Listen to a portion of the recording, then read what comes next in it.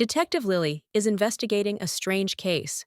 She is noticing something odd about her new neighbor, Mr. Black. He is always wearing dark glasses, even when it is not sunny, and he is never talking to anyone.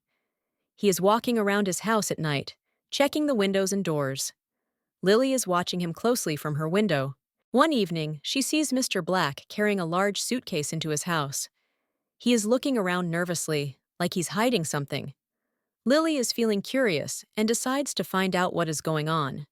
The next day, she is following Mr. Black as he walks to the store.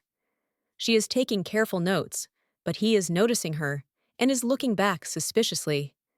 She is pretending to be busy with her phone. Later that night, she is sneaking to his backyard.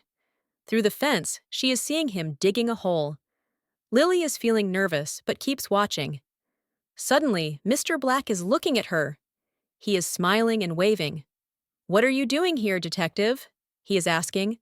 Lily is frozen, but then Mr. Black is laughing. "I'm planting a tree," he says.